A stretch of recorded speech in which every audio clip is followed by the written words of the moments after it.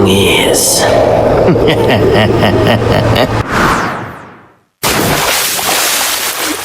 Lia, totoo ba yung sabi ni Aling Rosa na galit ka daw sa akin? May nagawa ba akong mali? Ano ba nagawa ko sa'yo, Lia? Wala, Elena. Huwag kang makinig sa chismis ng mga matatanda sa baryo. Lagi na lang silang naghahanap ng pag-uusapan. Tahimik na bumuntong hininga si Elena habang nakatayo sa lilim ng puno ng mangga. Sa baryo ng San Mateo, kilala siya ng lahat bilang mabait at mapagbigay. Kapag may nangangailangan ng tulong, siya ang unang nag-aalok ng kamay. Ngunit sa likod ng lahat ng ngiti sa baryo, may isang pusong unti-unting napupuno ng inggit. Ang pinsan niyang si Lia. Magkasama silang lumaki, magkasabay pumasok sa eskwela, magkasabay tumulong sa bukid ng kanilang mga magulang at halos parang magkapatid ang turingan ng mga taga-baryo. Pero nagbago ang lahat ng pumanaw ang lolo ni Elena. Ang maliit na bukirin ng kakao na iniwan nito ay napunta kay Elena bilang tagapagmana. Hindi naman ito malaking lupain, ngunit sapat na para magkaroon siya ng maayos na kabuhayan. At doon, nagsimulang kumirot ang puso ni Lia. Ang swerte mo talaga, Elena. Parang lahat ng yaman, lahat ng swerte na sa'yo. Hindi naman, Lia. Pinaghirapan din naman ni Lolo ang bukid na yon. At sinabi niyang gusto niya akong makitang ipagpatuloy ang sinimulan niya. Oo, ikaw na ang mabait at masipag, Elena. Napangiti si Elena, ngunit may bagyang lungkot sa kanyang mga mata. Hindi niya maintindihan kung bakit parang may galit ang pinsan niya. Sa kabilang dulo ng baryo, may isang lalaki namang tahimik na naglalakad sa tabing ilog. Si Andres. Isang mangingisda na kilala sa baryo dahil sa kanyang sipag at tahimik na ugali. At siya ang lalaking mahal ni Elena. Oh, Elena! May dala akong sariwang huli. Baka gusto mong ipaluto kay Aling Rosa mamaya. Salamat, Andres.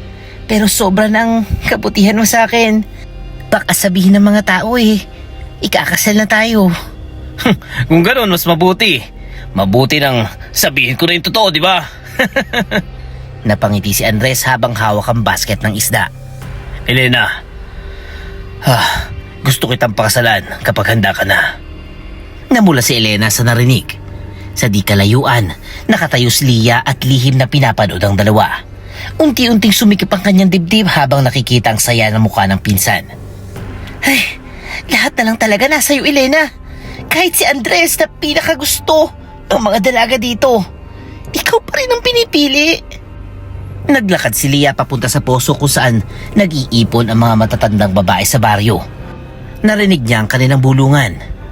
Ha? Napakabait talaga niyang batang si Elena, ano? Sigurado kung magiging maganda ang buhay niya. Ano nga, Pilar? Ay, oo nga. Mabuti rin namang lalaki si Andres. Bagay sila, no? Napakuyom ang kamao ni Lia. Parang wala na talagang ibang tao sa baryo kundi si Elena. Ano ba to? Hindi napansin ng mga matatanda ang galit sa kanyang mga mata. Kinagabihan, habang tahimik ang baryo at ang hangin ay dumadaan sa mga dahon ng nyog, nag-iisa si Lia sa labas ng kanilang bahay. Tinitigan niya ang bahay ni Elena sa kabilang bahagi ng baryo kung saan maririnig ang masayang tawanan.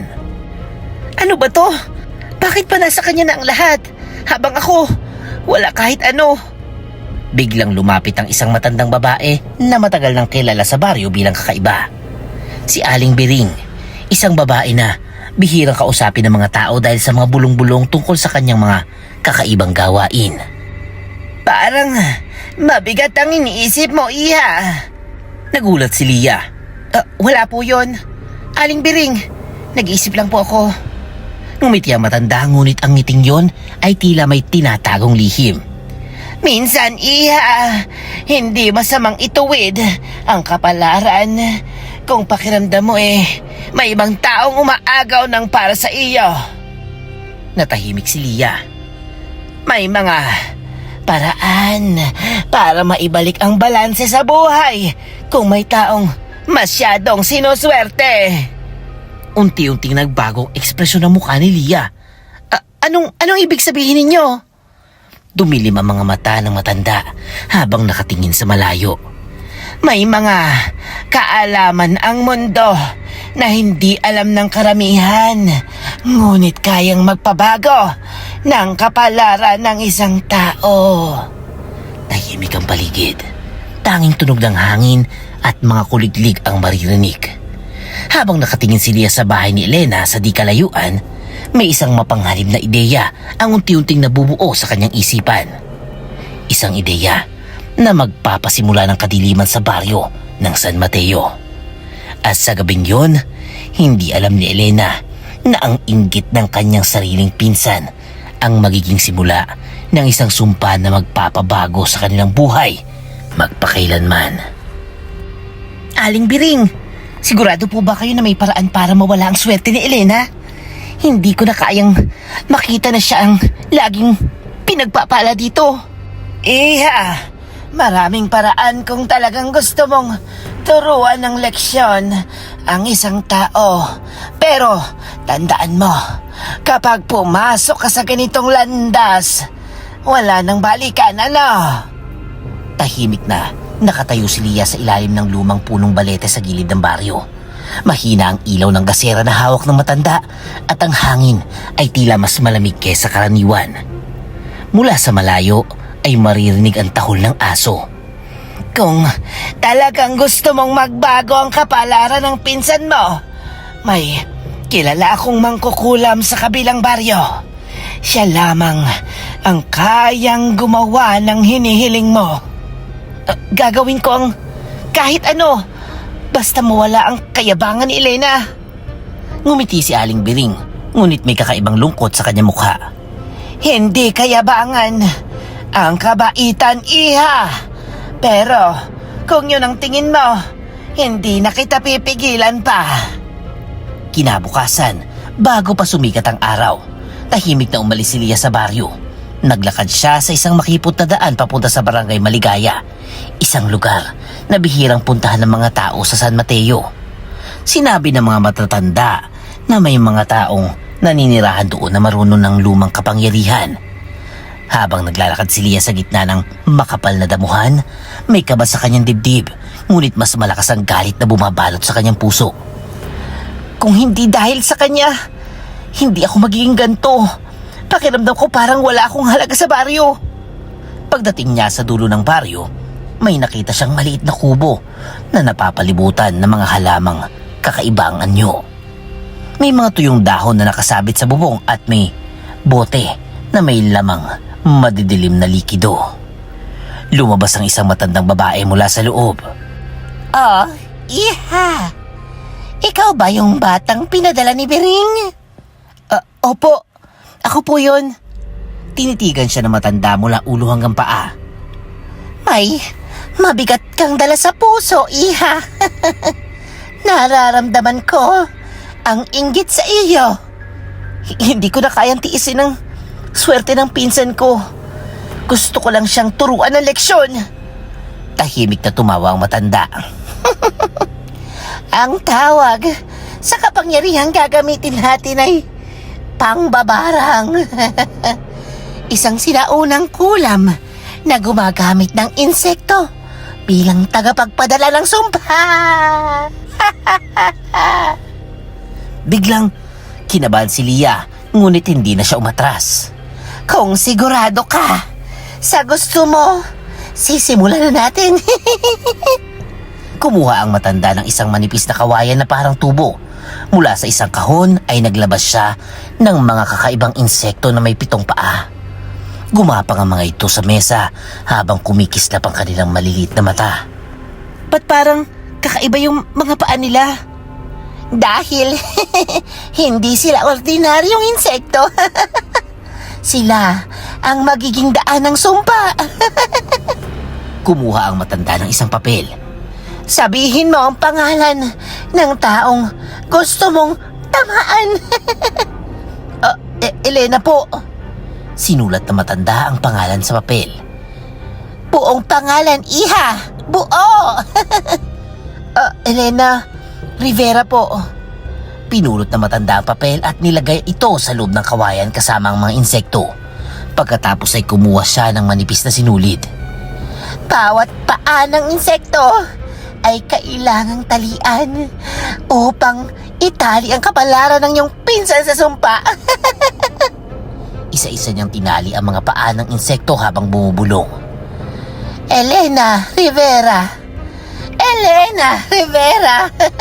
Elena Rivera! Ang bawat bulong ay parang may dalang lamig sa hangin. Pagkatapos ay kumuha ang matanda ng isang maliit na sanga ng balete. Sinawsaw niya ito sa isang itim na likido at hinawakan sa ibabaw ng kawayan. Kapag kinain ng mga insekto ang papel, dadalhin nilang sumpa sa katawan ng biktima. Napapikit si Lia habang narinig ang maliliit na tunog ng pagnguya mula sa loob ng kawayan. Ngayon, umuwi ka na, iha. Hintayin mo ang mga mangyayari. Hindi na nagsalita si Lia. Habang naglalakad siya pabalik ng San Mateo, may kakaibang pakiramdam sa kanyang dibdib na parang may mali sa kanyang ginawa. Ngunit huli ng lahat. Kinagabihan sa bahay ni na Elena, tahimik ang paligid habang natutulog ang lahat. Biglang napabalikwas si Elena sa kama. Oh, Elena! Ano nangyari sa'yo? Napahawak si Elena sa kanyang braso. May gumagalaw sa balat ko. Parang may gumagapang. Sa ilaw ng lampara, nakita ni Andres ang mga maliliit na bukol sa balat ni Elena na tila gumagalaw. Unti-unting nagkakaroon ng mga sugat ang kanyang katawan. Kinabukasan, nagtipo ng mga matatanda sa baryo. Ay, hindi ito. Ordinaryong sakit. Ano, Pilar? Oo, Rosa. May nakita akong ganito nung bata pa ako. Tahimik ang lahat habang nakatingin kay Elena na halos hindi na makatayo. Parang may gumagalaw na barang sa kanya, ano? Sa gilid ng mga tao, nakatayo si Lia. Tahimik, namumutla habang nakatingin sa pinsan niyang unti-unting nangihina. At sa unang pagkakataon mula nang gawin niya ang sumpa, nagsimulang pumasok sa isip ni Lia ang isang nakakatakot na tanong. Ano ba tong ginawa ko? Mang Isko! Mang Isko! Tulungan niyo ho kami. Hindi na namin alam ang gagawin kay Elena. Bigla na lang siya nang hina at parang may gumagalaw sa ilalim ng kanyang balat. Ilapit niyo siya rito. Dito sa mesa. Kailangan ko siyang makita ng mabuti bago ako magsalita, ano? Sa loob ng maliit na bahay ni na Elena ay nagtipo ng ilang matatanda sa baryo. Nakahiga si Elena sa banig habang nanginginig ang kanyang katawan. Maputla ang kanyang mukha at ang dating maliwanag niyang mga mata ay tila nawala ng sigla. Sa kanyang braso at lieg, may mga kakaibang bukol na parang gumagapang sa ilalim ng balat. Ha? Diyos ko! Parang may uod sa katawan niya! Andres, tulungan mo to! Kagabi pa po siya sumisigaw, Aling Rosa. Parang may gumagalaw sa loob ng kanyang katawan. Tahimik na umupo si Mang Isko, ang kilalang albularyo sa baryo. Matagal na siyang tinatawag kapag may kakaibang sakit o pangyayari na hindi may paliwanag ng tao. May ilang sakit na hindi galing sa katawan, kundi galing sa galit at inggit ng ibang tao, ano? Kinuha niyang isang baso na may malinis na tubig at isang sariwang itlog. Gagawin ko ang ritual ng itlog upang malaman kung may kulam na ginawa sa kanya, ano?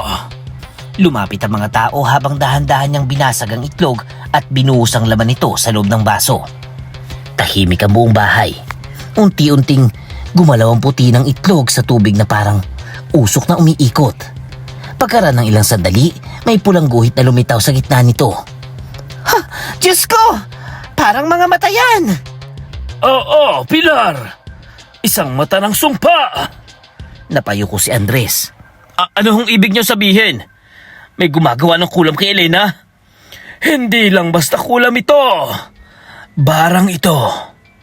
Nagsimulang magbulungan ng mga tao. Ang barang ay isang uri ng kulam kung saan ginagamit ang mga insekto upang pumasok sa katawan ng biktima. Napapikit si Elena habang nararamdaman muli ang paggapang sa kanyang mga balat. Mang Isko, parang may gumagapang sa loob ko, hindi ko na kaya. Magpakatatag ka, iha! Hindi ka nag-iisa. Tahimik na nakatayo si Lia sa likod ng mga tao. Hindi siya makatingin kay Elena. Makinig kayong lahat. May isang bagay na dapat kayong malaman. Tumingin siya sa mga tao sa loob ng bahay. Kapag ang biktima ng kulam o barang ay walang kasalanan, madalas bumabalik ang sumpa sa taong gumawa nito. Napatingin ang ilang matatanda sa isa't isa. Ang tawag dito ay balik sumpa.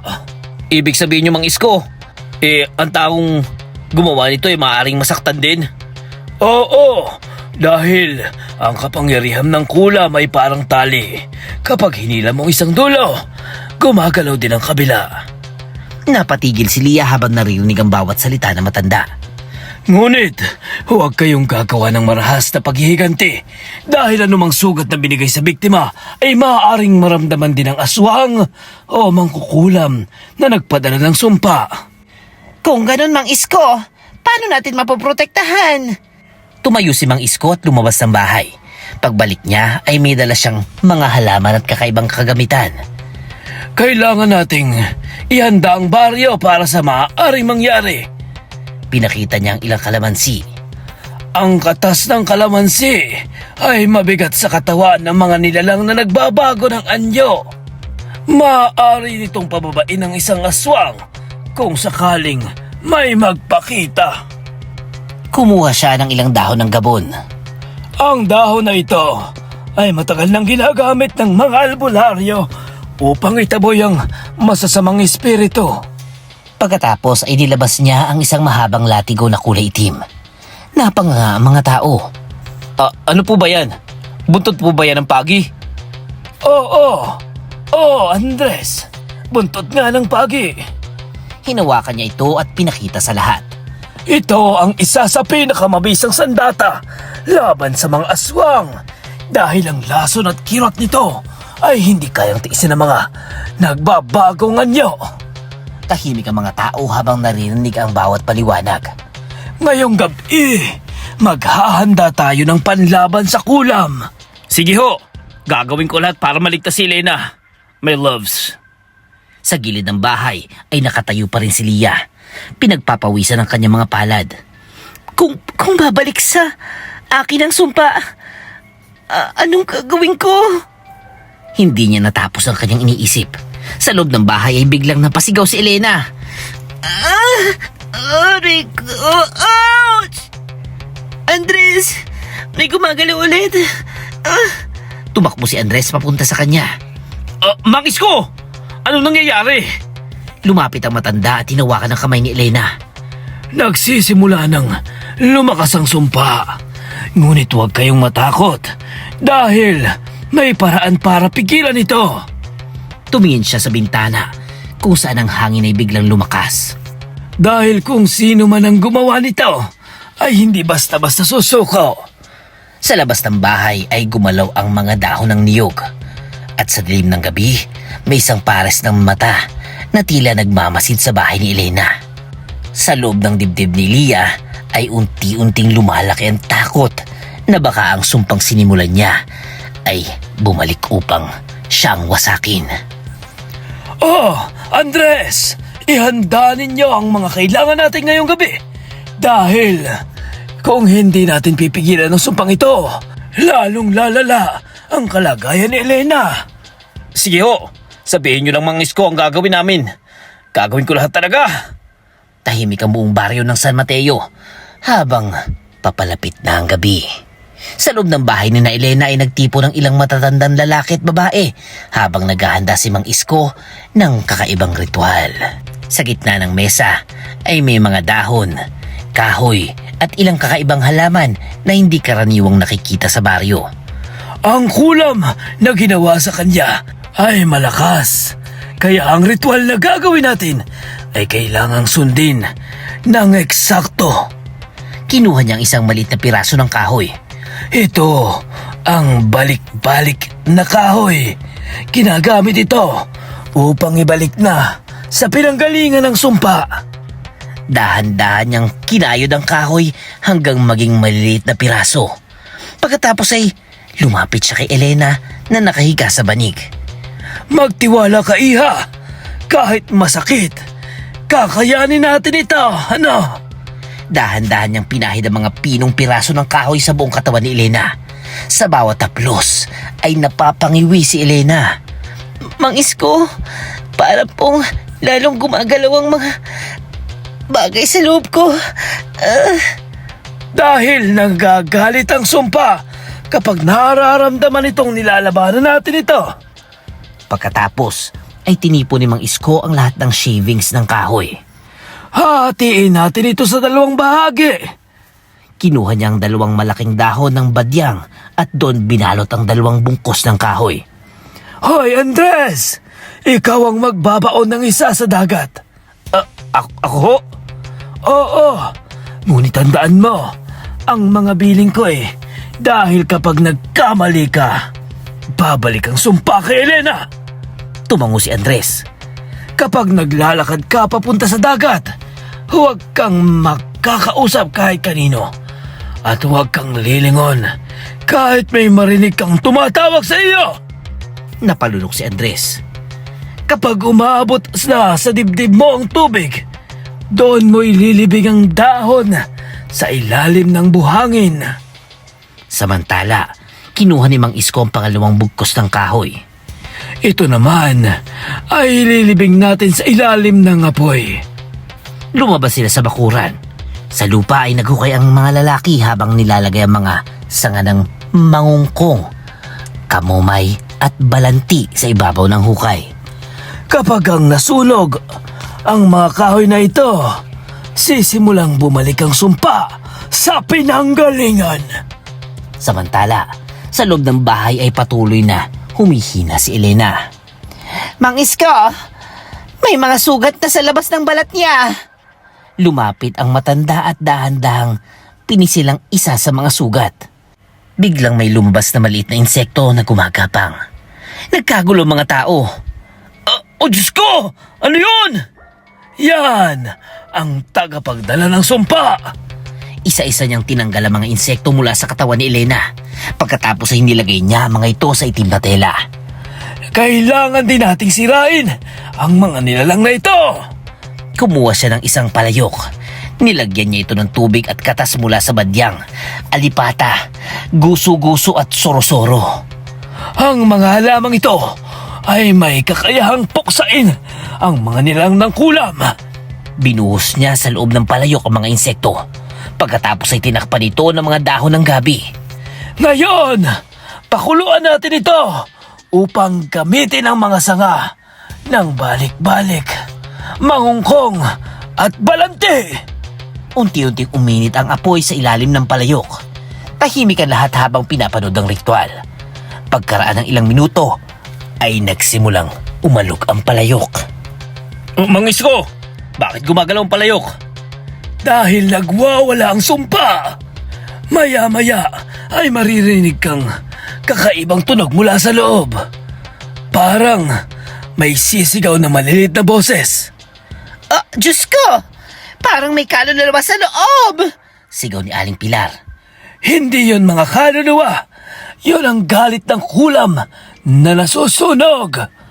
Sa kabilang panig ng baryo, sa loob ng bahay ni Lia, bigla siyang napahawak sa kanyang tiyan. Aray! Napaupo siya sa sahig habang nararamdaman ang matinding sakit sa kanyang katawan. Bakit parang may tumutusok sa loob ko? Unti-unting lumalakas ang sakit. Sa bawat pagkalog ng palayok sa bahay ni na Elena ay tila may karayom na tumutusok sa laman ni Lia. Hindi! Hindi ito dapat mangyari! Napahawak siya sa kanyang dibdib habang humihinga ng mabilis. Habang sa kabilang bahay ay patuloy na nag-aalab ang apoy sa ilalim ng palayok. Malapit na! Malapit ang bumalik ang sumpa sa taong nagpadala nito! At sa pagkakataong mula nang sinimulan ni Lia ang kulam, naramdaman niya ang tunay na kapalit ng kanyang inggit. Ang sakit ng sumpang unti-unting bumabalik sa kanya. Andres! Patayin ninyo ang apoy! Sandali! May paparating na hindi pangkaraniwan! Bakit po, Mang Isko? May nararamdaman ba kayo? Oo! May nilalang na papunta rito. At hindi yung tao. Tahimik ang bakuran habang ang usok mula sa palayok ay unti-unting tumataas sa hangin. Ang mga lalaki sa baryo ay nakatayo sa paligid ng apoy habang hawak ang kanilang mga bolo. Biglang narinig nila ang isang kakaibang tunog mula sa kawayanan. Napatingin ang lahat sa dilim. Diyos ko! Ano ba yon? Anong tunog yon, Mang Isko? Huwag kayong matakot, Aling Rosa! Mga tao, maging handa kayo. Lumakas muli ang tunog. Dumating na ang bantay ng mangkukulam. Napakunot ng noo si Andres. Ibig sabihin, may aswang na paparating? Oo, pinadala ito upang sirain ang ritual natin. Mabilis na kumilos si Mang Isko. Kumuha siya ng 3 malalaking bato at nilagay sa gitna ng bakuran. Andres, tulungan mo akong ayusin ang mga batong ito sa isang bilog. Ganito po ba? Ayos na po ba to? Oo, huwag mong galawin ang posisyon nila dahil dito natin ikukulong ang nilalang na yan. Unti-unting dumilim ang paligid. Muling umaalingaw ang tunog sa hangin. Ngunit sa pagkakataong ito ay tila mas malapit. Kapag narinig ninyo ulit ang tunog, sabay-sabay tayong magdarasal! Tumango ang mga lalaki. Nagsimulang magdasal si Mang Isko. Ama namin, sumasalangit ka. Sambahin ang ngalan mo! Sumabay ng iba. Habang papalapit ang dasal sa bahagi ng pagpapako sa krus, biglang sumigaw si Mang Isko. Ngayon na! Mabilis niyang kinuha ang isang pako at pinukpok ito sa gitna ng isa sa mga bato pababa sa lupa. Sa sandaling iyon, biglang umihip ang malamig na hangin. May aninong bumagsak mula sa taas ng kawayan. Isang malaking nilalang ang lumapag sa ibabaw ng mga bato. Diyos ko! Ano yan? Sigaw ni Aling Pilar. Sa liwanag ng lampara ay lumitaw ang anyong nilalang. May pakpak itong parang paniki. Ngunit ang katawan ay parang tao. Ang mga mata nito ay kumikislap na parang baga ng apoy. Hindi ninyo dapat pinakilma ng sumpa! Sigaw ng aswang. Umalingaw nga ang boses nito na parang 2 tao ang sabay na nagsasalita. Biglang humawak si Tatang Ramon, ang ama ni Elena sa kanyang sandata. Lumayo ka sa anak ko! Hinampas niyang nilalang gamit ang buntot ng pagi. Paglagapak ng latigo sa balat, ay bigla itong napasigaw. Huwag kayong titigil! Ang buntot ng pagi ang pinakamabisang sandata laban sa mga nagbabagong anyo na yan! Sumugod ang nilalang, ngunit hindi ito makalabas sa bilog ng mga bato. Isa pang lalaki ang lumapit habang may hawak na supot. Mang Isko! Ito na ang asin! Oo! Ihagis mo, Mario! Binato ni Mario ang sinat-abo sa ibabang bahagi ng katawan ng aswang. Biglang nagwala ang nilalang. Hindi! Kapag nahiwalay ang katawan ng aswang, hindi na ito makakabalik sa dati nitong anyo! Paghiwalayin ninyo! Sa galit ng nilalang ay nagbago ang anyo nito. Sandaling naging aso. Pagkatapos naman naging malaking paniki. At sa huli ay naging payat na babae na may mahabang kuko. Lumundag ito papunta kay Andres. Mang Isko! Andres! Hawakan mo ito! Mabilis niyang binuksan ng isang kalamansi at tinapon ang katas sa mukha ng nilalang. Sumigaw ang aswang habang tila bumibigat ang katawan nito. Ano ito? Ang kalamansi ay nagpapabigat sa inyong mga nilalang. Sa pagkakataon yun ay sumugod si Andres. Tinaas niya ang kanyang bolo. Para to kay Lina! Isang mabilis na hiwa. Sumunod ang isa pa. Hanggang tuluyang naputol ang leeg ng nilalang. Tahimik ang buong bakuran. Unti-unting naglaho ang katawan ng aswang. Nagmistulang, itim na usok na tinangay ng hangin. Napaupo ang mga lalaki sa lupa habang hinihingal. Mang Isko! Tapos na po ba to? Ang aswang na yon ay patay na. Ngunit ang pinagmulan ng sumpa ay buhay pa. Sa kabilang baryo, sa loob ng kubo ng mangkukulam, biglang napaupo ang matandang babae habang umuubo ng dugo. Imposible! Sinong nagbabalik dito? Sa bawat sugat na natamo ng aswang ay tila may parehong sakit na nararamdaman ng mangkukulam. Napahawak siya sa kanyang dibdib. May naglalakas ng loob na lumaban sa aking kapangyarihan.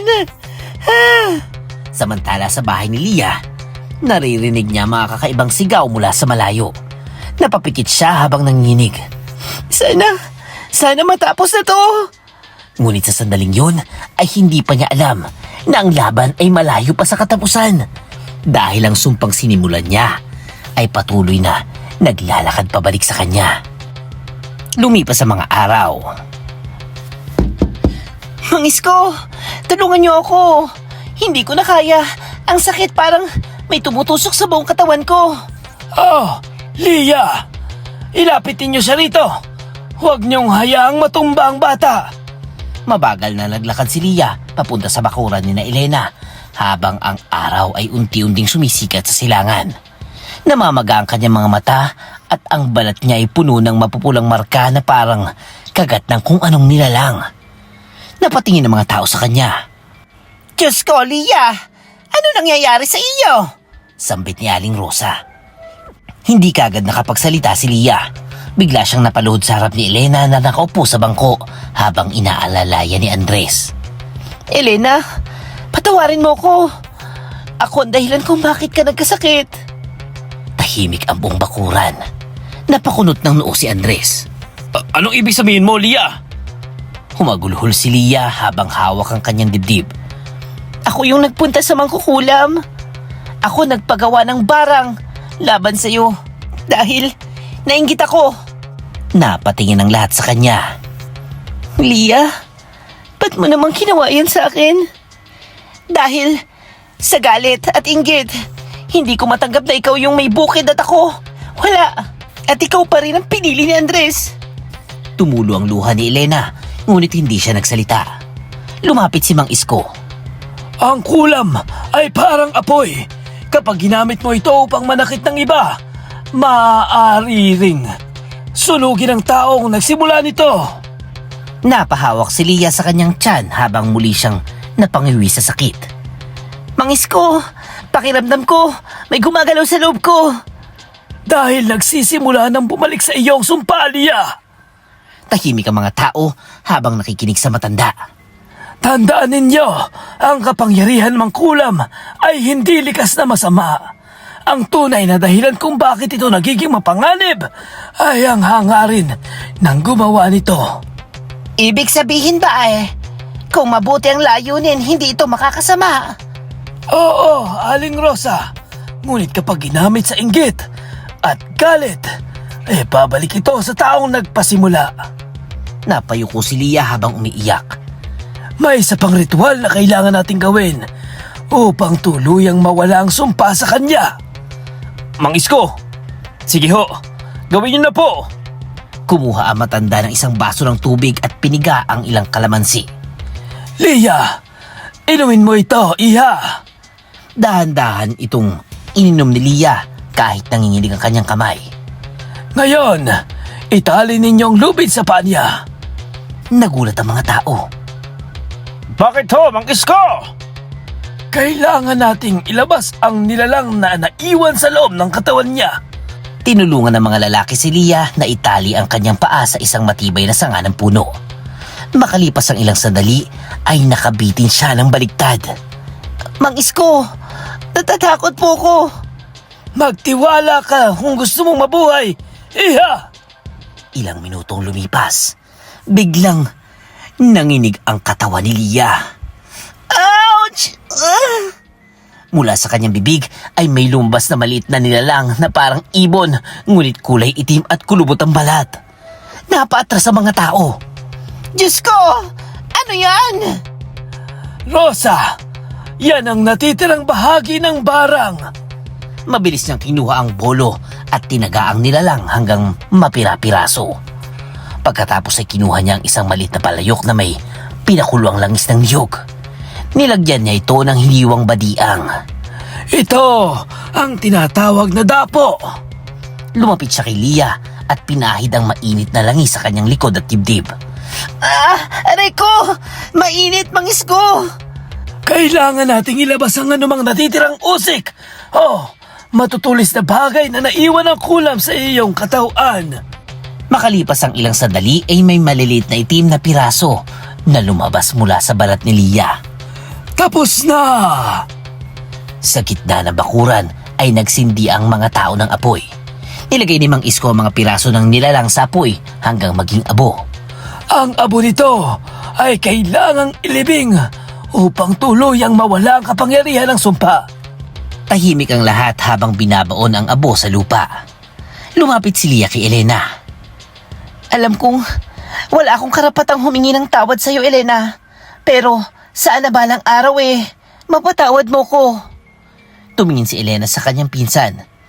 Lia, pinalaki tayo na parang magkapatid. Kaya kahit nasaktan ako, pinipili kong patawarin ka. Napaluha si Lia. Pero ang tiwala nasira na. Hindi na mababalik pa. Tumango si Lia. Alam ko, naintindihan ko yan, Elena. Kinabukasan ay nag-empake si Lia ng kaunting gamit. Habang papalayo siya sa baryo, ay huling tumingin siya sa bahay ni Elena.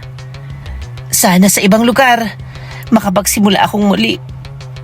Tahimik ang baryo ng San Mateo habang pinapanood siyang umalis.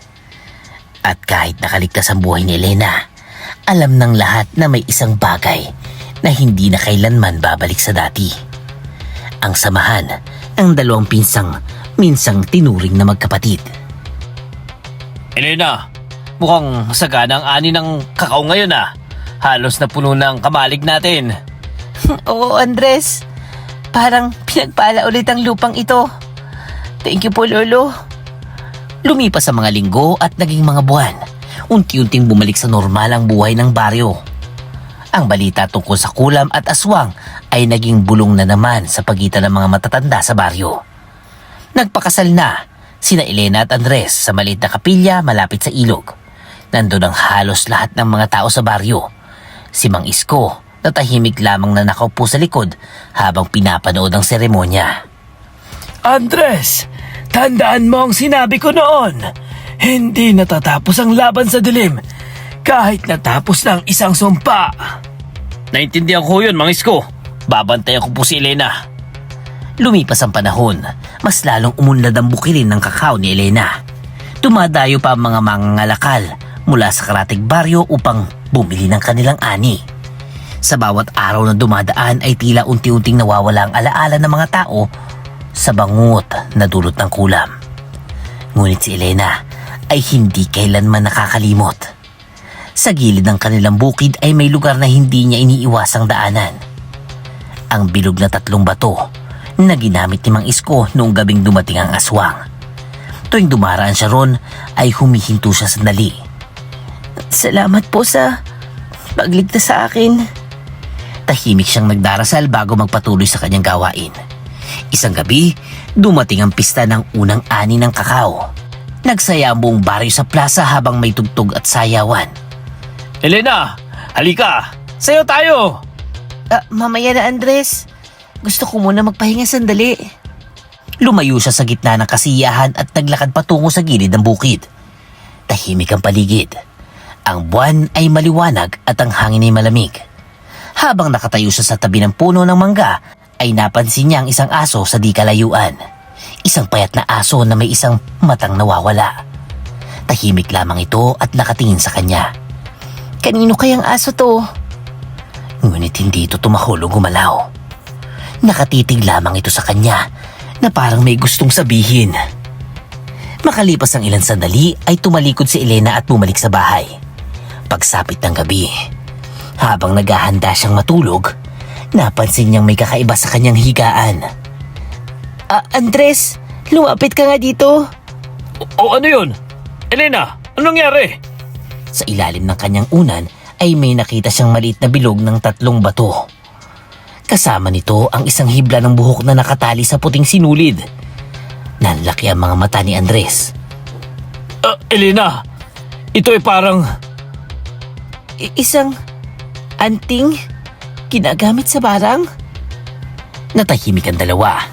Sa labas ng bintana ay biglang narinig ang isang pamilyar na tunog.